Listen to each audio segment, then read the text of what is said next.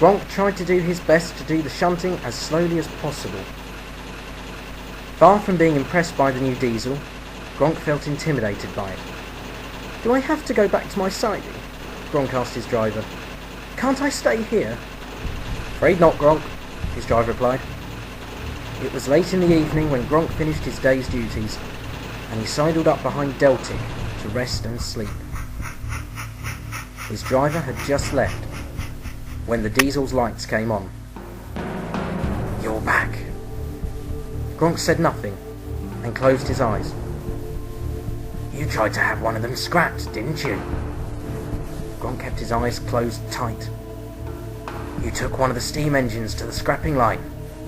Come on, admit it." Gronk stayed quiet, hoping the diesel would stop talking to him. He waited a little while and opened his eyes. He jerked back, terrified. The diesel's lights were blazing red, and it had moved closer to his buffers. "You moved the tank engine, didn't you?" "I didn't want to. I didn't know." Gronk looked at the rails miserably. Deltic's lights went white. "Of course you didn't," it said softly. "You have no idea of what is to come, do you? I've heard my driver and fitters talking about it for a very long time now. Soon, steam engines will be banished from British railways. The managers think them old and inefficient, and they do want an efficient railway, so..." The Deltic said softly, "We are simply speeding up the inevitable process." "Oh," it added, watching Gronk squirm, "you thought your steamy friends would survive? Not even an East Coast legend like Flying Scotsman will survive. I've seen the list," it said smugly, "and none of them, not a single one of your friends, is going to survive it." "Survive what?"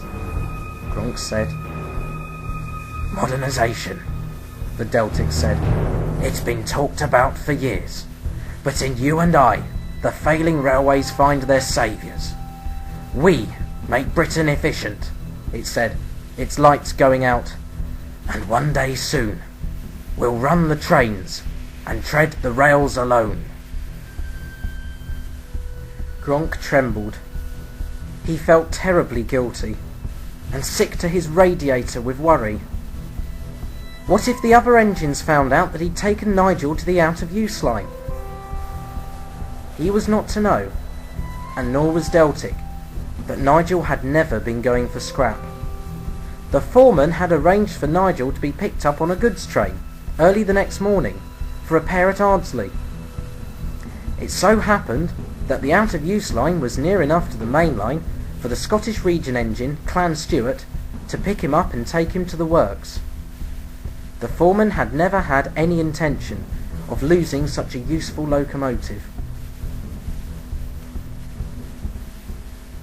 The engines shivered in the shed. Alan and Sir Ralph were looking up at the stars and talking about their day's work. "The Fair Maid is being cut soon," Alan remarked. "I may find myself another work. I'd love to work the Elizabethan," he added. Sir Ralph chortled. "My dear Alan, you and I both know you are a sterling member of your class," he said.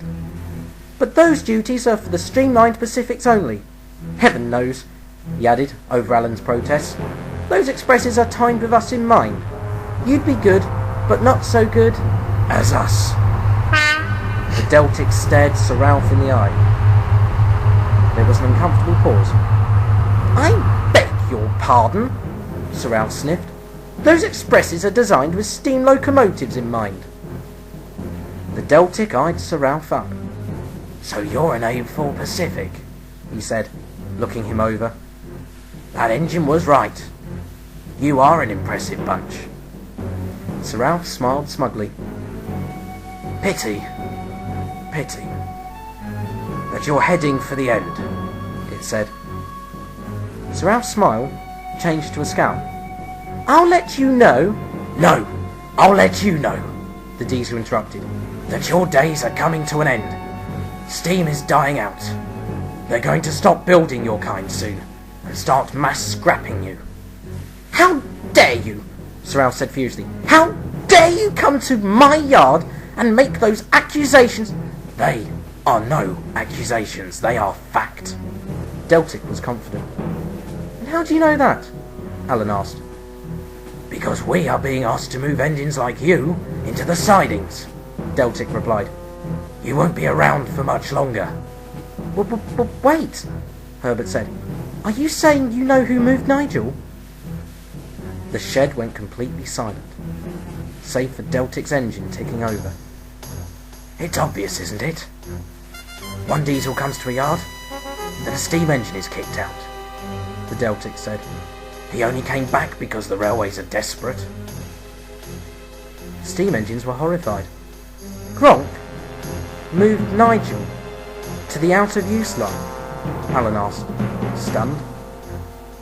Maybe you should ask him when he gets back, the diesel sneered and hooted noisily before moving away.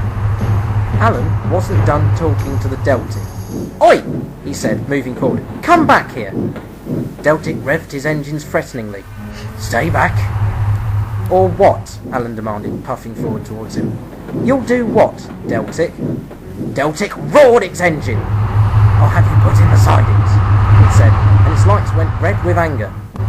It moved forward, revving angrily, and then there was a splutter. And Deltic vanished. Alan stopped, hissing to a halt. Deltic stopped spluttering and moved back to the junction quickly. What was that?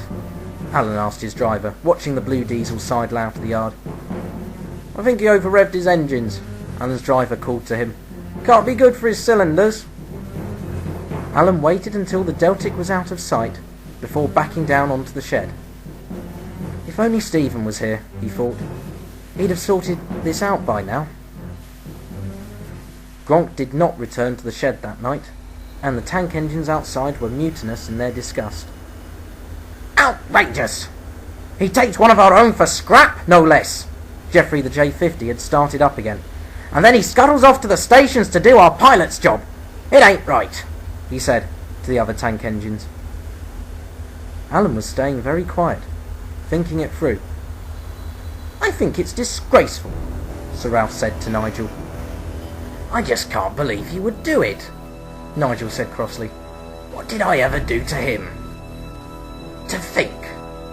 We welcomed him to the yard. We treated him as an equal. Did we? Alan said softly. Sir Ralph and Nigel looked to Alan. What do you mean? We made him shunt our trucks and our coaches, Alan said. When have we ever thanked him for it? That's not the point, Sir Ralph retorted. He tried to get one of us scrapped. Whatever he may have done before pales into comparison with this grave misdeed. Alan said nothing more. He could not argue with the facts presented to him, but he felt uneasy still. Here comes Deltic, Nigel grunted. Back to have another taunt, no doubt. Just passing, the diesel hooted, revving its engines loudly as it passed underneath the signals of its train. Then, "Arrgh!" Deltic gasped.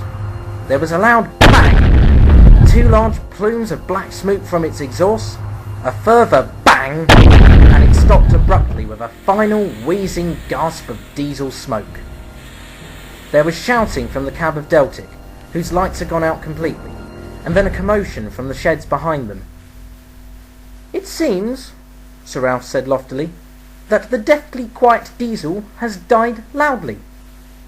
Bothered, Nigel grunted, going back to sleep.